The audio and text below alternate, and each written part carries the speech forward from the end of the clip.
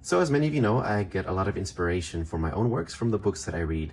I just got back from the bookstore, so I thought I would share some of the books that I got today.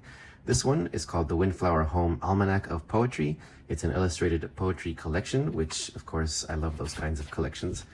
You can see the illustrations with the and the poems. Here I love the format, very simple, but it looks very nice.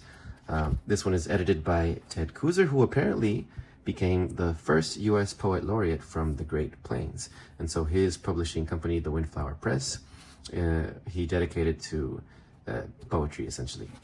This one, Plasmas, Celine Menard, translated by Annabelle L. Kim. I hadn't heard of these names before, to be honest, but apparently this collection was a winner of the French Prix de l'Imaginaire 2022. It's basically a collection of sci-fi short stories, and it seems very interesting. And I love sci-fi and I love short stories, so looking forward to it. This one, Monsieur Test by Paul Valéry, introduction by Ryan Ruby. So I came across Paul Valéry not too long ago through another book that I was reading on some essays, and I really loved some of his quotes on creativity and storytelling. And then I came across this one, and apparently Paul Valéry, sorry, he had this kind of alternate ego that he created called Monsieur Test. So this is kind of a collection of some thoughts, commentary, notes, and writings by him about this alter ego, this character that he essentially created.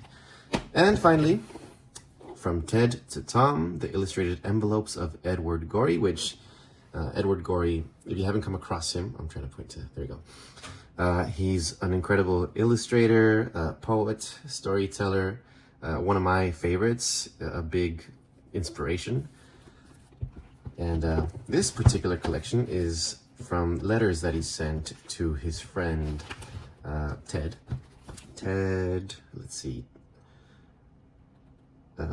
Oh, sorry, no, not Ted. Tom Fitzharris. Ted is Edward Gorey.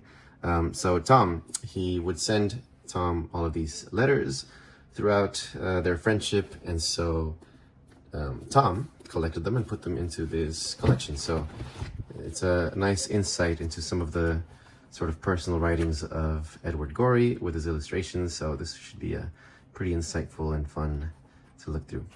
Anyway, that's it for now. Hopefully these inspire some of your next book finds for your own collection.